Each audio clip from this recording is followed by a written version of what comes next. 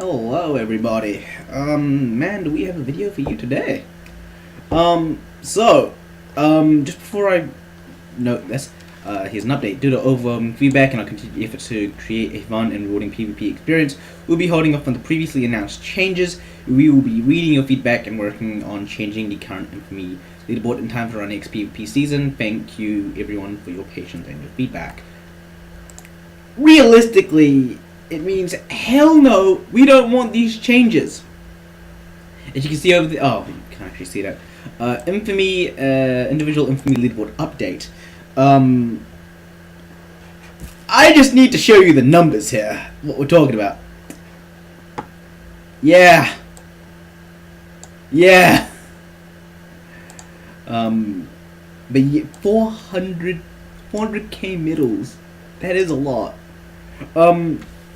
So the changes here. So if you look at so we'll go to Golden 1, which is more or less the 3.6. So it's now down to Silver 2. You get 2 less blood thorium, 100k less medals, which I mean that is a significant amount, relatively speaking, and you get less medals at the end of the season. I can understand why people are mad, but to be completely honest with you, you see people with a ridiculous amount of infamy. And there's no real incentive to... If you're a real fighter, I can see that there would be an incentive not to have such a high gap for the next reward. But for someone like me, and I assume a fair chunk, I hope, having more than say 5,000 infamy at any given time, as of right now, as of before this update gets implemented or whatever, there's no real reason for it. Because I enjoy getting the maximum reward every round, which is 200k medals.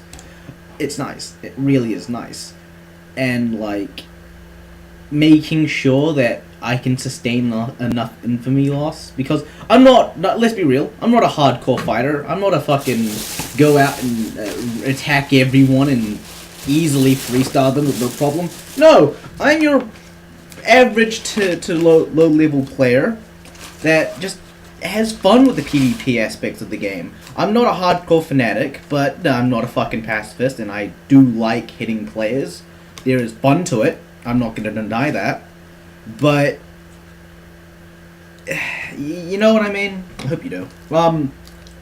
So if you look at these changes, Platinum 2, which you know is would be the highest, there's a big chunk of blood thorium in comparison to Gold 1. Double the blood thorium. It's double the blood thorium, double the 50% increase in medal payout. Is that across the board? No, and for season end, it's more than double. The issue, I think, is the ridiculous... Like, you could easily... Like, the thing is that there are things called infamy banks, which I assume are just... I think they're like low-level players that go around hitting high-level players, because levels mean nothing now. So you get some guys... you get someone that takes all the infamy, like, you know, all of it, and then gives it out to everyone else. I think that's how it works. Don't quote me on that. So I kind of just wanted to raise this issue because it is a major change into the game. It's nothing minor. It's nothing to scoff at. It's a pretty hefty change. It also means that casual players, like, so you know, say you don't get the sub 1500, at the end of the season, you're pretty much guaranteed to get blood thorium, whether in the current leaderboard you need Silver 1. I don't know how I feel about this. Casual players, sure, we need to involve them, but it's hard to, in my opinion, it's hard to balance all of this. It really is hard to balance all this. Because, let's be real, the player base isn't exactly a beacon of humanity. It's shockingly toxic. I'm not gonna deny that. I can get pretty toxic sometimes, trust me. I can. But like, I don't know. I'm probably gonna get a lot of hate on this video. But the odd thing though is that it's pretty much, so they're nerfing, and essentially they're nerfing medal payout. Because to get 100k medals, you need 3,000 infamy. That's not even current. That's go to standard. Like, the issue is the medal. Okay, so we go to bronze, any bronze. So you get 50k medals at the end of the week. What's 50k? Silver 1.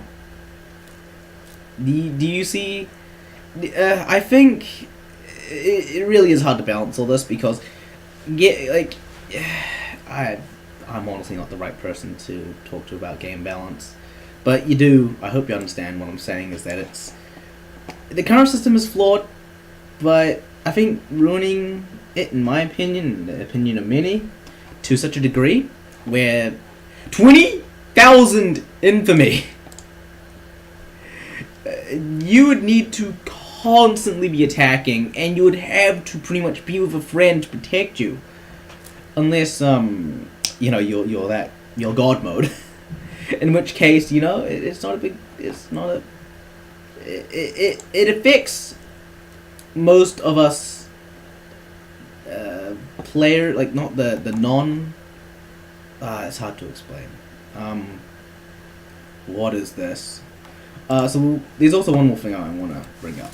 The legendary BFG.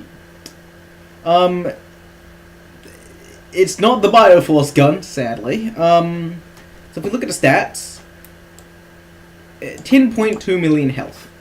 That's not bad. But I believe that the Lancer has numerically superior range. I'm gonna have to load into the game. So if we look at the max stats, 25 million health. That's honestly not a lot for a revamp of BFG, which was a pretty tanky unit when it first came out. And the range isn't spectacular either. 600 range. Like that's long. Don't get me wrong. Though Lancers, I believe, in base have 750.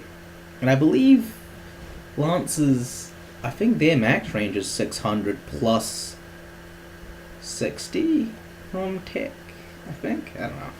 But the issue is that if you're going to use this on the offensive, because it's a legendary unit, so you have to use it in a player base. Now, I believe, yeah, it's a PvP unit, I believe, yeah.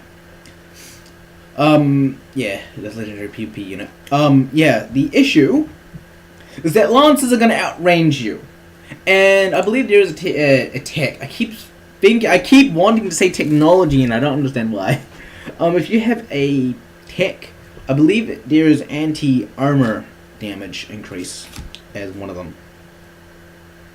Well, it might be EMP.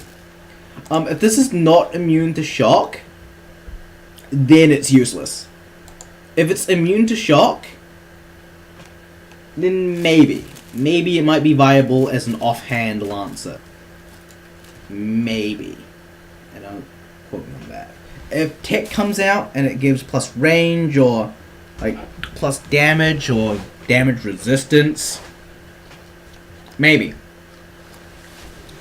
My real concerns is its lack of resistance to shock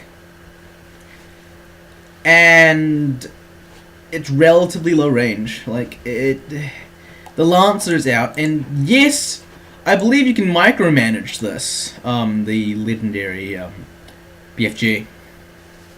I don't know. If you can use the because I believe the regular BFG had a targeting system where you could target ground and all that.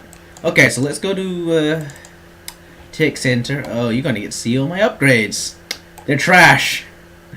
Where is that? Oh no, it's an infantry unit. Derp. Okay, yeah, 600 range. And then unit range 150 while in your own base. this already outranges this thing. Sure, its DPS is lot lower, but does it? We don't even know the range of the legendary BFG either. If we go to a workshop quickly, just so I can show you what I mean. Yeah, bunker busters. Yeah, just ignore the cringy name. Equipment. Yeah, additional range. Oh, it's plus 30. So 630, 780 range. If it's not immune to shock, it's GG for two reasons. First off, if you don't have if you don't have sharpshooters, then you just equip the EMP shells, and then you can stunlock the legendary BFG. So yeah, that's my only concern with it. Otherwise, it would be a good throwback to the day when the BFG was a bloody powerful unit. I never used it, sadly. I was too bad at the game. No, but yeah. So I hope you enjoyed my little rambling. I hope you did, because otherwise, goddamn. I'll see you guys again next time.